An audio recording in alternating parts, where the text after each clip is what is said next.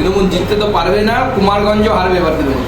আমাদের চালুন অঞ্চলের 28 নম্বর বুথের যে এজেন্ট, বিজেপির এজেন্ট, তাকে বের করে দিয়েছে তৃণমূলের ওখানকার একটা স্থানীয় দুষ্কৃতী।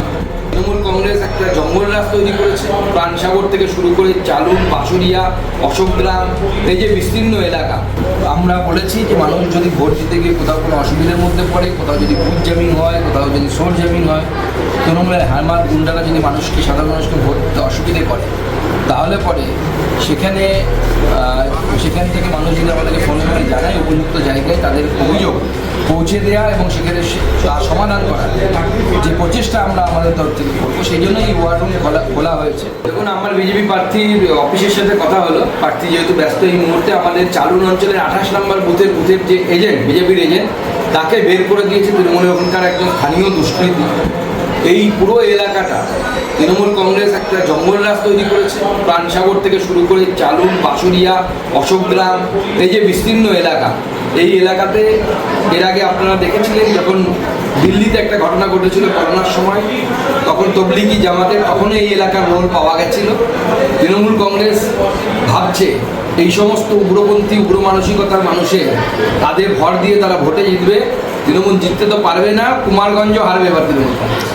অভিযোগ করছে, আমাদের প্রার্থী অভিযোগ করছে এবং তার বিরুদ্ধে আইনানুগ ব্যবস্থা নিতে হবে, নাহলে আমরা আগামী দিনে বৃহত্তর আন্দোলনের কথা চিন্তা ভাবনা করব। আমরা এই জেলার জন্য, এই লোকসভার জন্য এবং এর সাথে সাথে পশ্চিমবঙ্গের অন্যান্য জায়গার জন্য আমার তরফ থেকে 2টো ফোন নাম্বার আমি জারি করেছি এবং আমরা বলেছি যে মানুষ যদি ভোট দিতে গিয়ে কোথাও কোনো অসুবিধার মধ্যে পড়ে, কোথাও যদি বুথ জ্যামিং হয়, কোথাও যদি সোর জ্যামিং হয়, তৃণমূলের হারমাত গুন্ডারা যদি সাধারণ মানুষকে ভোট দিতে অসুবিধে করে, তাহলে পরে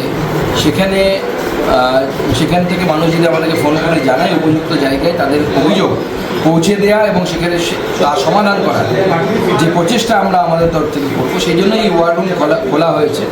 এই ওয়ার রুমে বিভিন্ন বিজেপি, ভারতীয় জনতা পার্টির কর্মীরা আছে, তারা বিভিন্ন জায়গা থেকে ফোন রিসিভ করছে, যেমন উল্টো দিক থেকে তারা এই জেলার বিভিন্ন বুথ সভাপতি, বুথের নেতৃত্বকেও তারা ফোন করছে এবং জানার চেষ্টা করছে সেখানে কোনো অসুবিধে হয়েছে কিনা।